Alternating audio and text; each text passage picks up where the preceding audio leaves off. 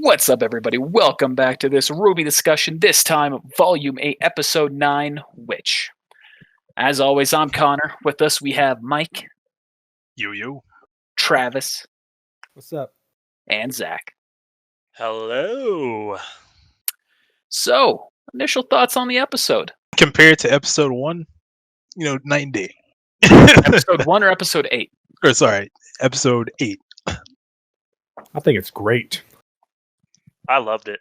I'm very happy. Yeah, I thought this episode was a lot better, too. Not as much happened, I think, but it was good. It didn't need to have a lot happen. Not as much happened. Well, yeah, well, I mean, like plot-wise, yeah. Like, they spent a longer time doing one thing. That's fair. Less jumping back and forth. Yeah, exactly. Okay, I see what you're saying. So the episode pretty much starts off where we're getting a look on the battlefield. And alright, so I have an issue with the battlefield. Go on. Anyone else notice that the explosions were being shot between the Grimm and not at them? Correct. Yep. They were dodging. I just watched that going down. It's like, I understand that that's there to fill the gap, but come on. I just hated how futile it was. You got all these people or robots or whatever the fuck it is shooting at Grimm, and just more Grimm are coming. It's just an infinite amount of Grimm. Their shots were they turned into stormtroopers. Yeah, it's also true. I get it. Some Grimm might be harder to hit than others, but when there's a goddamn wave at this point, just point at them and shoot. I mean, God, you're bound to hit one of them. Apparently not. You're right. Apparently not. Apparently, they're worse shots than you gave them credit for, Zach. So we'll get to where the actual episode starts, and that's we have Team Yurge looking for Oscar, and pretty much we learn that Ren is able to track people by following their emotions. Can't tell who it is, but it's an interesting ability. It's a cool development, especially kind of coinciding with the time in RWBY where some semblances are also now becoming their own thing. You know what I mean? Mm. It's also nice to see that they're all kind of getting along again. It was really awkward there for a little bit whenever they were all pissed off at each other.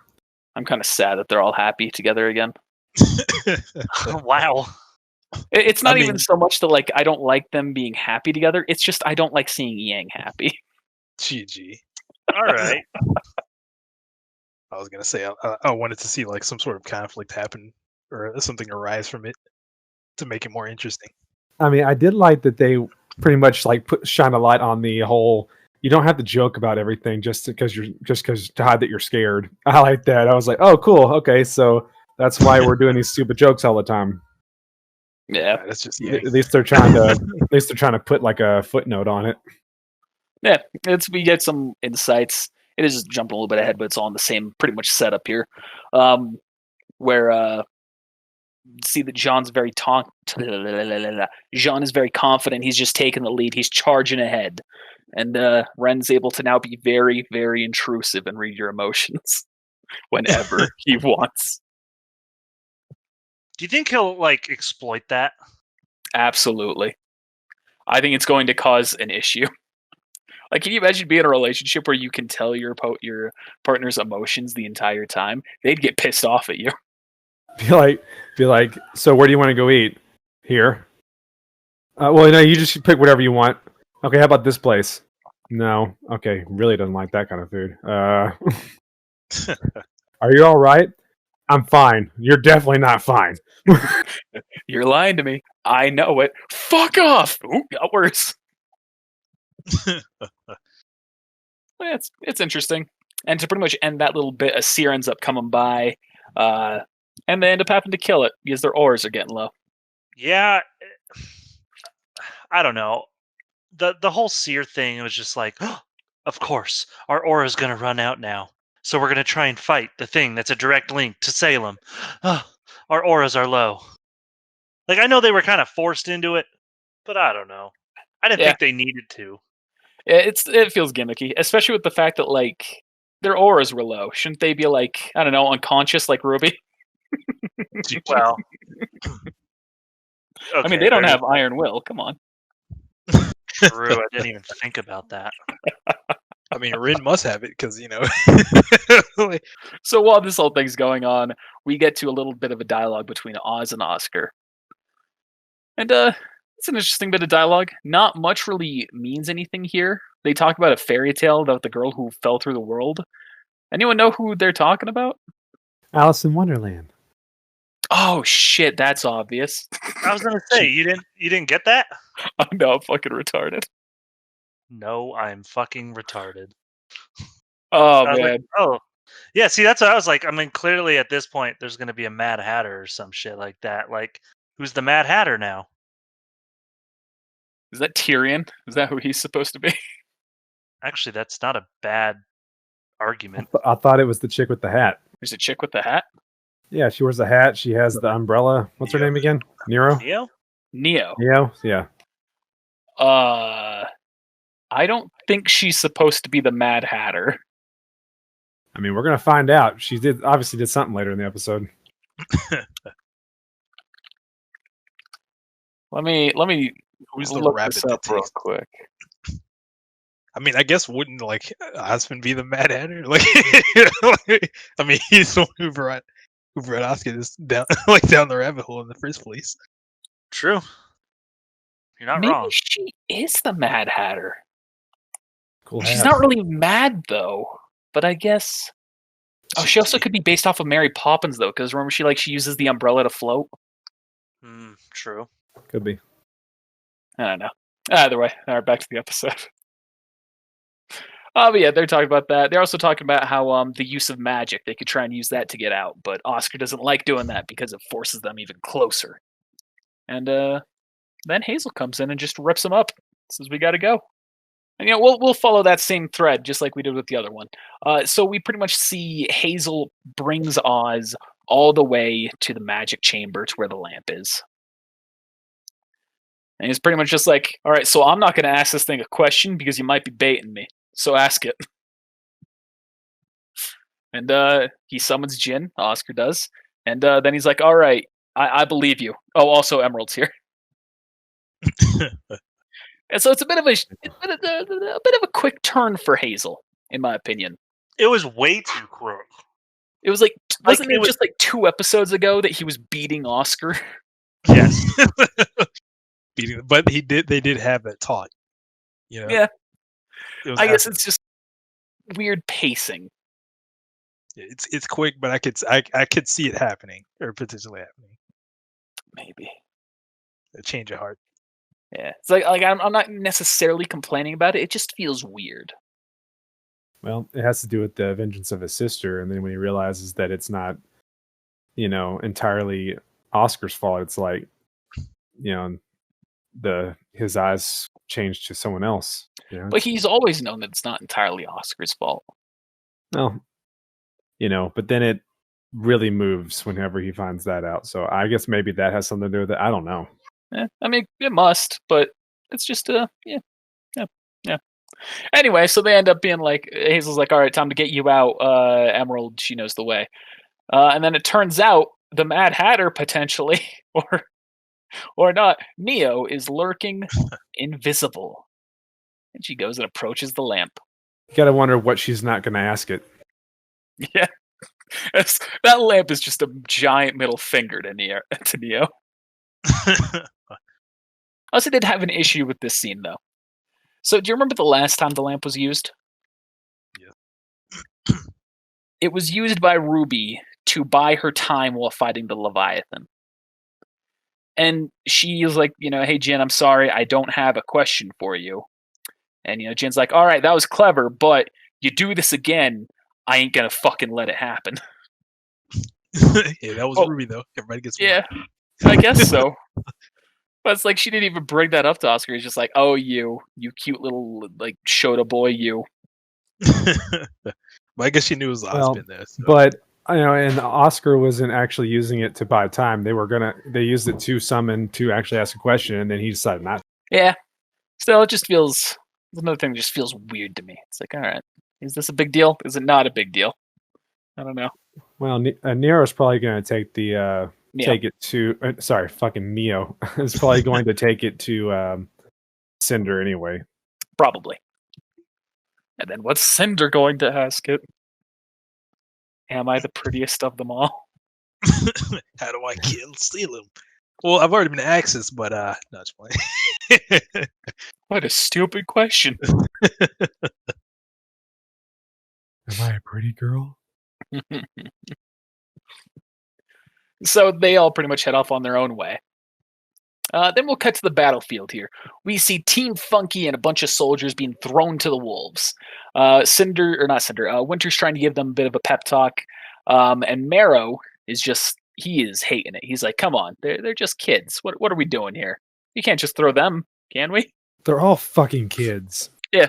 I mean, you literally just fought some kids the other day or yesterday. I think that's when it was. I don't know. Could have been last week. I don't know when they fought them. But Yeah, time's funky. Yeah, I get it. Funky, Team Funky. GG. I also have an issue with it because it's like, if they don't fight and the Grimm win, they're dead anyway. True. Yeah, I mean, I guess it just shows more of his like internal conflict with. Or I guess his moral conscience is just like displaying itself. I guess so. I had a real problem with that, though. I had a real problem with that. I'm like, what do you mean they're just kids? You just fought people that were their age a couple days ago. Mm-hmm.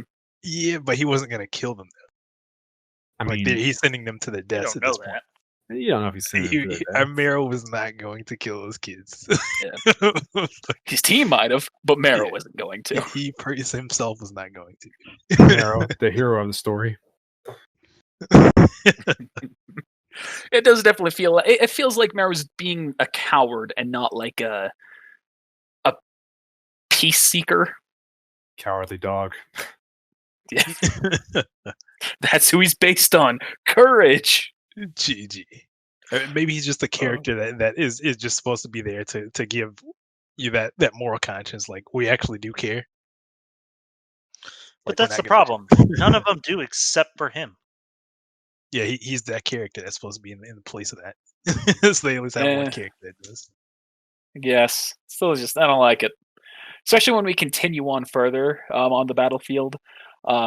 We see everyone's fighting hard, and Winter is bringing the bomb in the airships. And continues on to where they finally land. They're getting ready to set up the bomb. And then Marrow confronts her there about the others still being in there, about Yang and all them. And she's just like, we got to do what we got to do. He's like, what if it was your sister? And she's like, then I would still do my fucking job. I appreciated hearing that. Damn. Yeah. I love Winter so much. Oh, well, okay. I don't, but I do too. She's one of my favorites. I mean, she's an idiot. No, literally, it's okay. They took the risk, or they knew the risk of going in there. They knew we had a job to do. We gave them a chance. If they're not out in time, it's on them, not us, kind of thing, Mm. They gave them time. They bought them time, and people are dying, or people or bots, whatever, are dying because of it. It's time to deliver the bomb. Yep. She has her moral compass and she holds firm to it. That's what I like about characters. That's the main thing I don't like about RWBY, is that her moral compass is just all over the place now. It's like, we gotta tell the truth, lie. We gotta do something, sit here, sip tea. It's just not consistent. And Salem always is. So is Ironwood. That's why I like them. Ironwood's consistent, but not in a good way.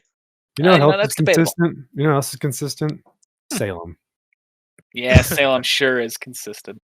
But just stay with me here. What if that inconsistency was intended? Just to show that they are kids and they are in over their heads. Circling back to then don't have lines talking about how they're always doing the right thing. So maybe it's just a poor job, because we talked about it. The writers didn't do a great job with a lot of things, and maybe this is just one of them. This is true. But yeah, well, there's no need to bring Ruby into this. She's not even in this episode, which is kind of weird now that I think about it. Anyway, we cut back to what's going on inside the whale. Salem is seeking out what's going on. Like, she's looking around, Oh no, sorry. Sorry, I'm getting ahead of myself. Salem is just kind of wandering down, and then she encounters Hazel and Emerald. Yeah, shout out to that rolling the 1 on the perception check by Salem. Yeah, and the fucking 1 on the deception check by Hazel. Yeah, Yeah. it was like, when has Hazel ever been like, he's always giving a direct answer, like immediately.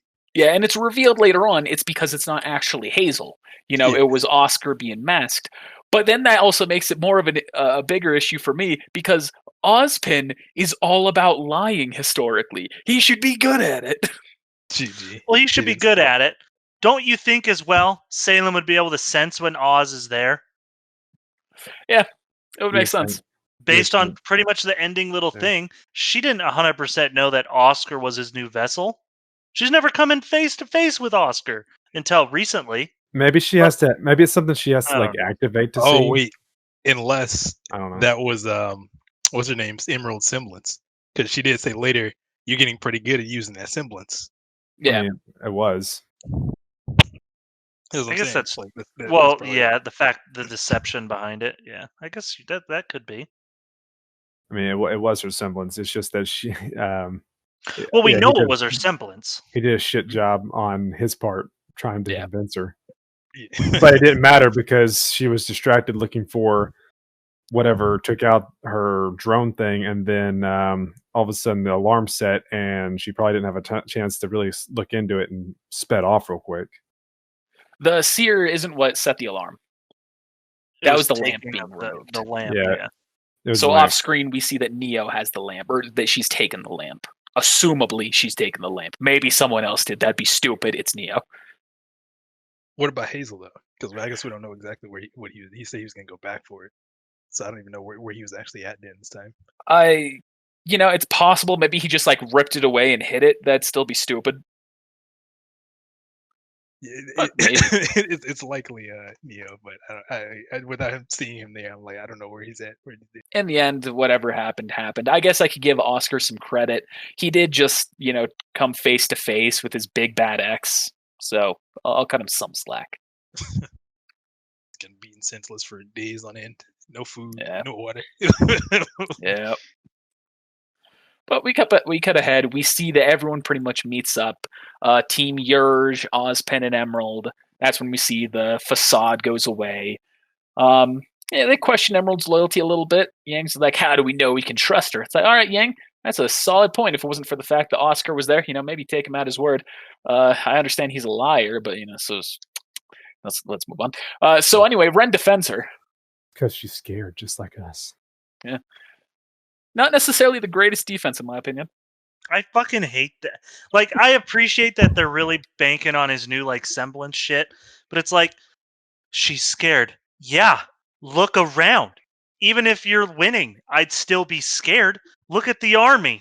So that makes me think God. that his semblance has a passive that is just all the time where he sees it, and then when he's activating it to track it, it drains him, because literally he was just talking about how he was drained earlier, and now 5 seconds later he's able to see it. Yeah, maybe. Who knows? It might just be inconsistency in the writing, which never happens. Of course. Not in RWBY. But shortly after they all have met up, they're making their way to the exit. Everyone's all buddy. Salem sees them, and she attacks them, and she just destroys them with It's magic. just Oh, horrifying. so beautiful. Y'all. I mean, she's got stretchy arms, she's got magic, she's got black eyes that are clouded by hate. Oh yeah. She's got what you need. Yep. She very easily dispatches them, binds them all with her grim hands, and she's looking for the lamp, assuming one of them took it. Obviously, none of them did, so she's like, all right, let's see what's else going on. Oh, what's that? Oscar, what's up, my ex? She approaches them with a great line, why do you keep coming back? Well, he kind of doesn't have a choice. I'm guessing she might mean, why does he keep fighting against her? But it's still kind of weird wording. But the cake of this scene is when Yang asks, why do you keep coming back? Well, You didn't like that? No. It was like, what do you mean? What else is she gonna do? She's evil incarnate. That's kind of her job. On top of that, she's immortal, so she like never left. Like, Yeah. she's gonna be here the whole time. What's she gonna do? Go to the mall? Well, not now. GG. That's true. She did destroy it. But the biggest part I hate about it is that Yang keeps going on.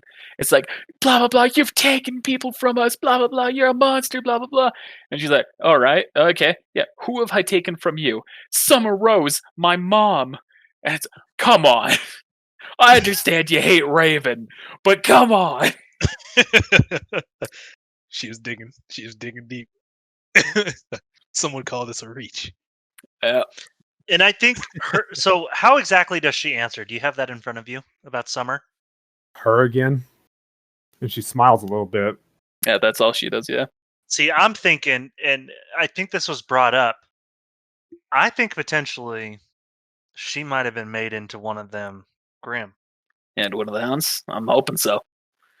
I suspected as soon as we saw Summer in the flashback in Ruby's mind in Volume 6, I thought she was going to appear in Volume 7. But since this was like Mantle's taking so long, I'm pretty much guaranteeing she's going to show up in this volume. And what if she doesn't? What if it was just a teaser that they forgot about because they're dumb? Then I'm gonna hate this show even more. GG. Because they've foreshadowed Summer hard now, so they have got to be bringing her in. I just want to see it in a good way. Like, I don't want to see her being destroyed by Salem, but we all know it's gonna happen. I want her to already be destroyed. I want her to just be attacking her kids and be like, Ruby like just gave some friendship speech. It's like, we have to protect the people we love. That's what matters most. Oh, hi, Mom. GG. Don't touch her. We can still save her. Oh, what if Summer Rose is meant to be Fenrir? And she's the one who does the Ragnarok and kills Nora. Ooh, what a plot twist. That way, for like forcing Ruby to choose, like taking down her mom or taking care of one of her best friends. You really just want to see her just destroyed, don't you? Ruby. I mean, it's Ruby. Oh, absolutely. Listen, I like Ruby, but she needs, after Volume 7, she needs to grow up. She is already a grown-up. They're just kids. They're just kids. She's making decisions that a general couldn't do. GG. We need to tell the world the truth. Ironwood, my plan is to tell the world the truth. Now, I don't know about that, so I'm going to lie to you. GG. It's so stupid. Anyway, let's move on. Stop talking about Ruby. Hate bringing her up. I hate it right now. They have their whole little conversation, and then Hazel enters. My favorite part. Boy. My favorite part of the whole thing. He acts like he's on Salem's side. She's questioning Emerald while it's happening. He goes, picks up Oscar, whispers into his ear, "No more Gretchens, boy." And that's that's the whole thing. He wasn't. I don't think he had anything to do with the lamp. Obviously, he went to go get Oscar's weapon because he gives it to him. But that line, I didn't notice that. That's a good idea. Well, I noticed he gave him the weapon. I didn't think about it being that's what he was doing. That line though, "No more Gretchen's boy," I was like, that gave me chills. I was like, oh my god, yeah. Yeah, man, let's get it. Come on. Yeah. And that's when Hazel puts on a hell of a show. He runs up, well, he doesn't run up. He walks up and he fucking yeets Salem with a punch. Dude, literally all I imagined, and for those who don't watch our D&D, it won't mean much to you. I just imagined Aquos being in that situation of, all right, it's time for y'all to run. Crystal. Yeah, he loads himself up with dust. Yeah, literally, my whole thought process there was he was not expecting to walk away from that.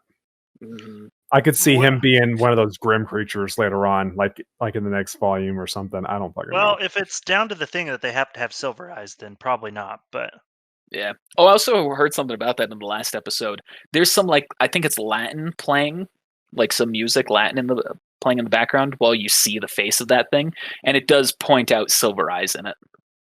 Oh, does it? Yep. So I'm pretty sure it is specifically Silver-Eyed Warriors. That's why she had them all captured. Yeah. Or killed. Maybe Summer tried Rose to. is the dragon, the wyvern that attacked the school. Dang. I wonder if you can turn it into things other than the Hound. Anyway, that's let's focus on this here. So they have a big old battle. Salem's using a ton of magic, whole lot of I called them blossoming laser beams. Dude, they're cool.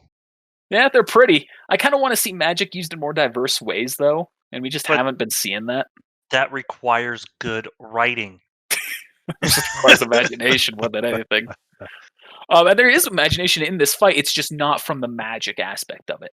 Like True. Hazel, he grabs a bunch of dust, shoves it together, and makes a fucking I don't know, a spiky basketball of elements. Pretty fucking It cool. just slams it into her. Yeah, it's real cool. Look, he's just doing what Gretchen would have done. I fucking loved when he smashed her face in, and it is gone. And he just he doesn't necessarily get up, but he just watches, and is just oh fuck, she just regrew her face in an instant. Yeah, but I'm he already knew that. He knew she was invincible, Well, immortal. he's beaten the shit out of her. He's beaten the shit out of her to kill her before. Yeah, she asked him to. Oh, it's not really shock from him, but I think it is. I think it's still a great thing to see for us. I mean, while this is all happening, the rest of the team starts to run, except for Oscar, who's staying back, and he's committed himself to use magic. He is going to buy more time. Even though he supposedly can't kill her, she's regenerating too quickly right now, and she'll just continue to be a threat. So he's done something to delay her. She'll just come after us. Yeah. Hazel grabs her.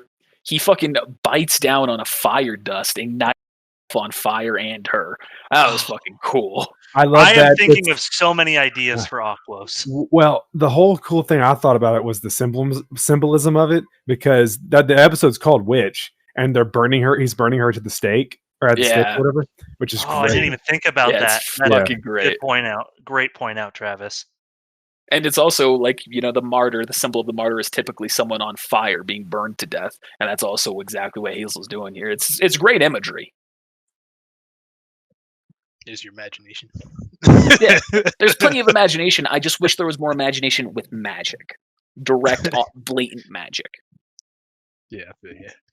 And as he's grabbed her and he's done all that to her, Oscar charges up one massive burst of energy from his cane, and it lights up the screen, ending on a cliffhanger. I've got theories. So it does, before we move too far on, when he's making the magic with his cane, it looks like his cane takes the form of something. That's what I couldn't tell either, but I thought that too. The tip of it reminds me of the king of the crown. That's what came to my mind, but it's too blurry to tell. There's just no idea. Could be particle effects. Yeah, it might just be typical charging up power blast effects. I mean, you see that spherical looking charge up thing for laser beams all the time. Stasis, freezing. I don't know what happened. Maybe they teleported somewhere else. Who knows? Oh, maybe. That'd be cool. Never know. But we will know. Next time. So I have a theory of what I think it is that happens. Is there not anybody else thinking that potentially Winter's he's the hacker? I know. I've been thinking that the whole time. I'm done. No. Essentially, do you not think that he potentially is using a full blast of magic that he's now kind of honed in now that he's closer to Oz and resetting back to where Ruby and them are in the office of Ironwood, and he's going to be like, no, I know what happens. We have to tell him, and he does, and everything changes? I doubt it, but maybe. That is my theory, and I'm holding to it, and I think it's more plausible than the Winter Hacker shit. Like the travel back in well, time. I'll agree, it's more plausible. It's kind of a big middle finger, everybody, but what do they care? For real, do you not actually think that that's plausible? I mean, yeah. Time travel is plausible because of the gears inside of the cane always reminded me of a clock. Thank you. So that's my reasoning anyway. I find it plausible and it's magic. So they said all kinds of magic exists, which could include time travel.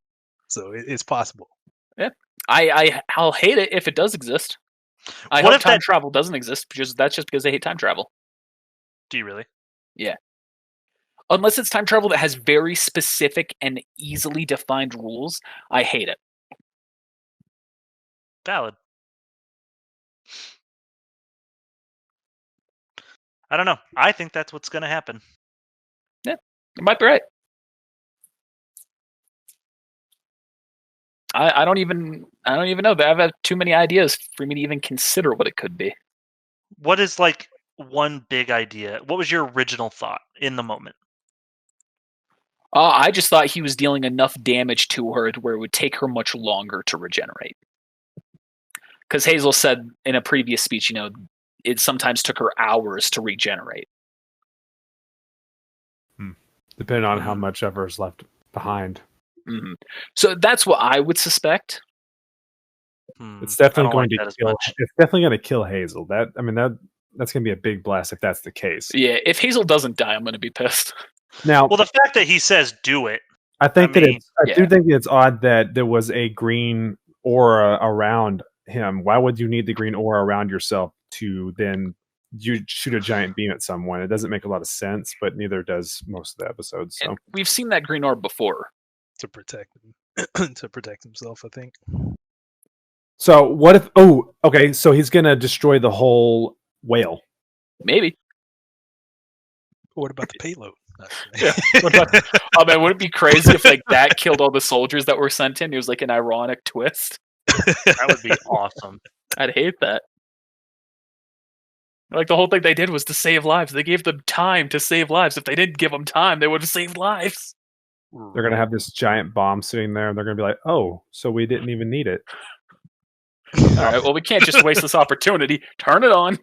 There's RWBY's team. Kill him. GG. That's pretty much all I've got to say on the episode. Anything else from y'all? Nope. No, I mean that's really all I had. The big thing was kind of my theory that I think might happen, but I don't know. I'm just curious. Like, do y'all think Hazel trusts Oz, or does he trust Oscar? I think he trusts Oscar with Oz behind the scenes. Yeah, I think he trusts RWBY. I think. Well, I think because Oscar showed a human relation to him, not just like you're not a pawn in my story. Oscar was like, dude, like this is what's going on, and we live in this fucking world. It's not the first time Oscar has been saved by Hazel too. Remember when he like slammed the machine? Bam, Hazel being the hero all the way back when he first was introduced to Oscar. All right. Sorry, that was a dumb joke. All right, but yeah, no, I feel like he trusts Oscar though. It's my 2 cents, because he's like, no more Gretchen's boy. Osmond's like a bajillion years old. He's not a boy. I just feel like it's a very small distinction, but I feel like he did that not for Oz, because he was kind of like they had the whole conversation and maybe he had a change of heart. But I think Oscar talking to him is what probably got through to him, not Osmond. Yeah, I think that would make sense. It's pretty much telling him, don't fuck up again, too. No more Gretchen's boy. Don't fuck up again. You do that. I also just love his voice actor. It fits him so well. Yeah. I know that has nothing to do with the story, but it's true.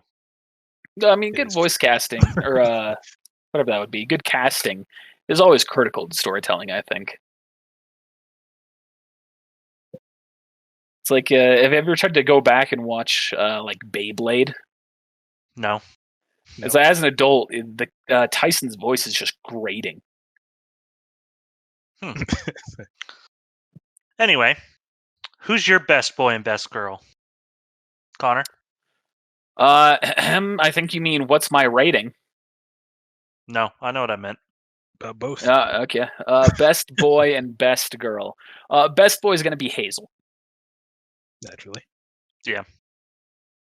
As for best girl, there weren't too many real women moments in this. It was pretty much Winter and Salem. Just say Yang. It's because Yang also does have a debatable moment.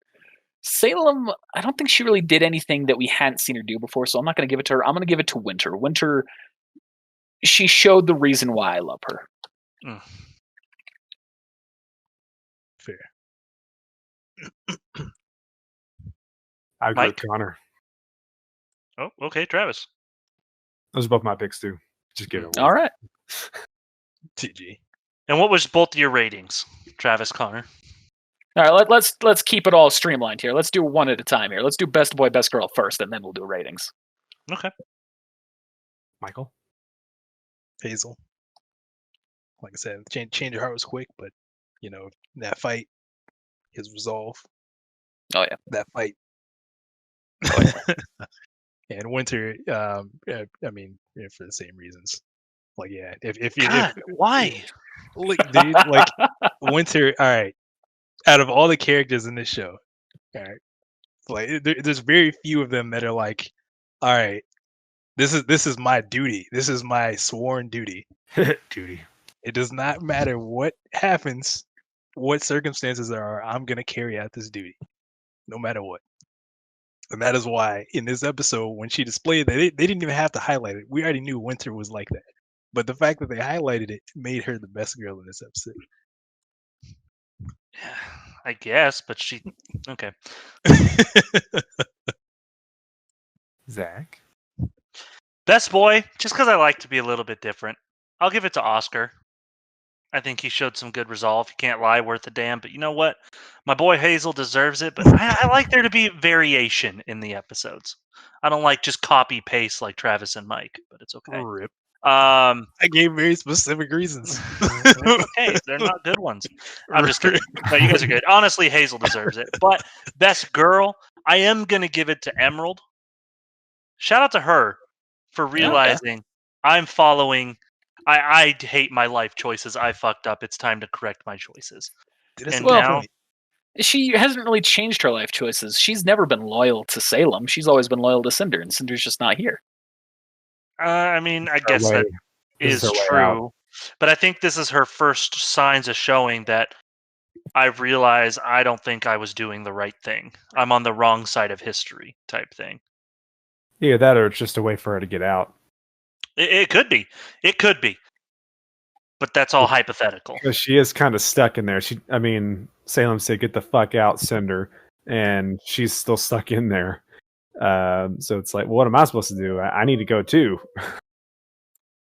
I think Zach has a point because like they did kind of very minimal build up where Tyrion was like, "Oh, you're crazy if you don't think she's trying to destroy this world."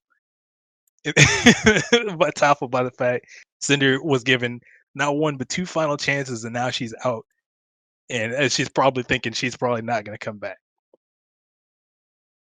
So a compilation of all that. I think she's like showing maybe some signs of independence, or it could be, yeah, she's trying to go find Cinder and like, all right, which I guess would still be considered like somewhat like independence. Like, hey, we gotta go. You're not safe here. Listen, we all know she's a Cinder simp. We all know it. No doubt. Don't put this on Twitch. It'll offend someone, apparently. Yeah, apparently. Okay. Well, as for ratings, I guess as I led, I'll go back into it. 8 out of 10 from me. That was pretty good. Things could have been better. Dude, that was my rating. Oh, Mike's rating is an 8 out of 10 too. Travis. No, I'm just fucking with you.